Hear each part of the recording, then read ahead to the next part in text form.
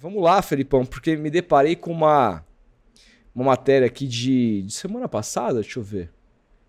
Foi de 21 de fevereiro, semana passada. Um caso estranho, cara, envolvendo aí o André Rizek e a editora Abril. Gostaria, no mínimo curioso, gostaria de trazer, a matéria foi assinada pelo nosso grande amigo Gabriel Wacker lá no F5. Vamos falar sobre isso aqui. Vamos entender o que se passa. André Rizek ganha, mas não leva indenização de mais de 400 mil reais da editora Abril. André Rizek, 49 anos, não deve ver a cor do dinheiro de uma indenização que ganhou na justiça da editora Abril. A empresa deve a ele um montante de 471 mil reais por causa de uma condenação conjunta que foi paga integralmente pelo apresentador do Sport TV. Olha que loucura. O caso começou em março de 2001, quando André Rizek assinou uma reportagem chamada de A História dos Aspirantes na revista Placar, que fazia parte do portfólio da editora. O texto falava de uma investigação sobre a comercialização de drogas nas categorias de base de grandes clubes brasileiros, como Flamengo, Corinthians e São Paulo. O jornalista e a Abril foram processados por 3 pessoas citadas. A Abril pagou apenas uma das condenações, então foi condenada de forma integral. Sobrou 2. Nos outros 2 casos, a sentença saiu só após a empresa entrar em recuperação judicial. Com isso, os vencedores dos processos pediram que Rizek pagasse pelas reparações solicitadas. Ele desembolsou mais de R$1 milhão em suas contas pessoais para resolver o caso. Que absurdo, cara. A justiça dá ganho de causa nisso aqui. O cara, trabalhando numa empresa, solta uma matéria com a anuência da empresa e a empresa alega a recuperação judicial e a conta cai e a indenização cai na conta pessoal do jornalista. Isso é um absurdo completo, absurdo. Isso é um absurdo.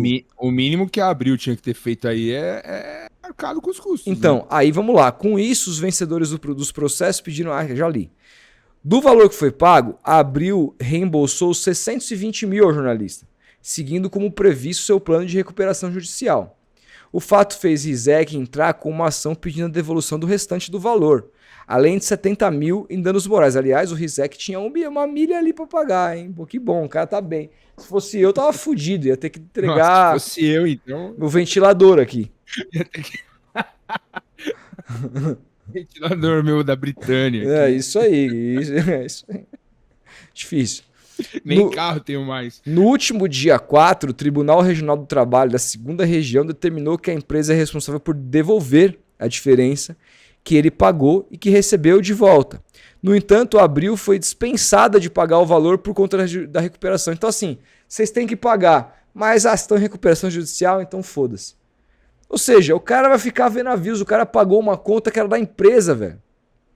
Em primeira instância, a justiça também havia concordado com o pagamento por danos morais, mas a decisão foi derrubada. Abre aspas.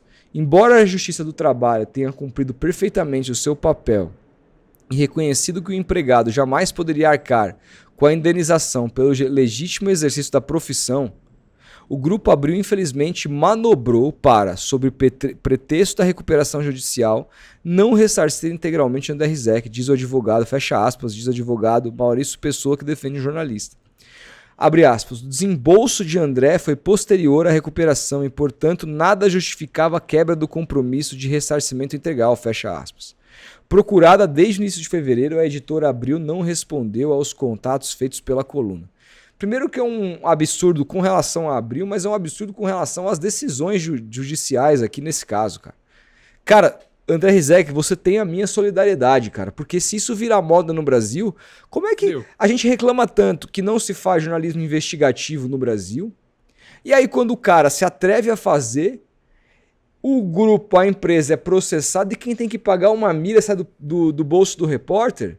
Como é que a gente vai atacar o jornalismo investigativo? Como é que inova os casos que foi, por exemplo, na editora Abril, protagonizado pelo André Rizek, do Edilson Pereira de Carvalho, a máfia do apito, como é que teremos outros casos desses? Como é que incentivaremos que o Brasil tenha repórteres que façam novas matérias e reportagens assim, se não há segurança jurídica? Basta uma empresa alegar recuperação judicial, e aí quem tem que pagar é o jornalista que fez a matéria, num caso de condenação. Cara, isso é um absurdo completo, isso é uma vergonha jornalística. Será que é por isso que a gente não tem Então. mais grandes repórteres investigativos? Será que é por isso que o jornalismo passa por essa, como diria o Juca, Leifertização? É isso, os caras saindo, deixando de falar sobre assuntos importantes. Não vamos falar sobre CBF, Corrupção. sobre os bastidores, corrupção. Vamos falar da rodada, vamos falar do cabelo novo do Neymar, do carro novo que ele comprou, da namorada. Será que é isso? Fica a dúvida, cara. Lamentável, cara. Cara, que história, velho. Que história. Olha, Isso aqui é muito maior do que o Rizek, muito maior do que o Grupo Abril. Isso aqui é sobre jornalismo, isso aqui é sobre... envolve, né? Sabe, é a nossa profissão. Isso aqui é sobre um absurdo que tá acontecendo, sabe? Infelizmente, assim, fiquei de queixo caído lendo essa matéria. Porque mostra que assim, a gente não tá protegido, cara. Se o cara que tava trabalhando, CLT, contratado, crachazinho, batia cartão e o caramba não tá protegido numa matéria que ele escreve para o veículo, imagina a gente que tá aqui num veículo completamente dependente. Sim. Sabe?